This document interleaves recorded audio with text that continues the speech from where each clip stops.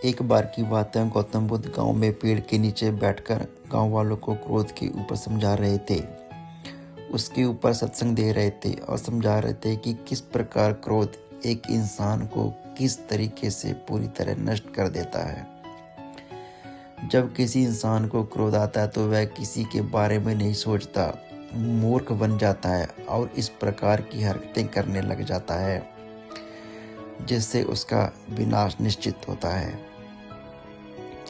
सारे गांव वाले इस बात को बहुत ही ध्यान से सुन रहे थे कि क्रोधित व्यक्ति कभी भी अपना आपा खो सकता है और किसी के साथ ही कोई भी व्यवहार कर सकता है। तो गांव वाले इस विषय को बहुत ही ध्यानपूर्वक सुनने लगे, लेकिन बीच में बैठा हुआ व्यक्ति थोड़ा विचलित हो रहा था। उसे लग रहा था कि यह सारी बातें उसे सुनाई जा रही हैं, क्योंकि उसे बहुत क्रोध आता था।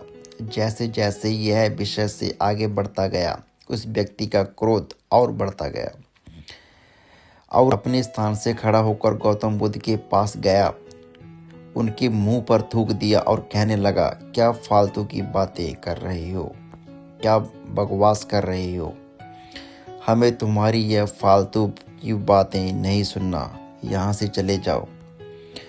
जब गांव वालों ने देखा कि वह व्यक्ति गौतम बुद्ध के साथ किस प्रकार का व्यवहार कर रहा है, गांव वाले गुस्सा हो गए और उसे मारने के लिए दौड़ पड़े। लेकिन गौतम बुद्ध अभी भी शांत थे और उसी मनोभाव में थे जिस प्रकार पहले वह सत्संग दे रहे थे। बुद्ध ने उन व्यक्तियों को रोका और कहा कि नहीं, इस व्यक्ति को कुछ मत कहिए, इसमें इसकी कोई गलती नहीं है। सभी गांव वाले आश्चर्यचकित हो गए कि गौतम बुद्ध के साथ इस व्यक्ति ने इतना कुछ किया, लेकिन गौतम बुद्ध अभी भी शांत हैं और उस व्यक्ति के खिलाफ कोई भी बात नहीं सुन रहे हैं। थोड़ी देर के बाद वह व्यक्ति वहां से चला गया और सारे लोग अपने क्रियाकलाप में लग गए। रात में जब वह व्यक्ति सोया तब उसे अपनी गलती का एहसास हुआ।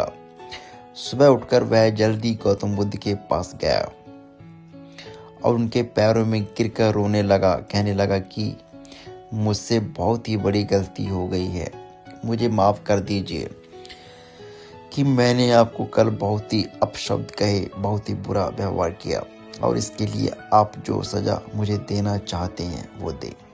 गौतम बुद्ध ने उस व्यक्ति को उठाया और कहा कि मैं बीते हुए दिनों की बातों को याद नहीं रखता और तुम्हें भी यही करना चाहिए। तुमने अपनी गलती मानी और उससे सीख ली। क्रोध हर एक इंसान को आता है और वह अपने साथ बहुत कुछ लेकर जाता है। इसलिए अगर आपकी जिंदगी में भी कभी क्रोध आता तो उस समय के गुजर जाने का इंतजार कीजिए, क्योंकि क्रोध थोड़े समय के लिए आता है लेकिन आपकी जिंदगी से बहुत कुछ लेकर चला जाता है। क्रोध पर विजय पाने का एक तरीका है उस वक्त का जाने का इंतजार कीजिए जिस वक्त पर आपको क्रोध आया है।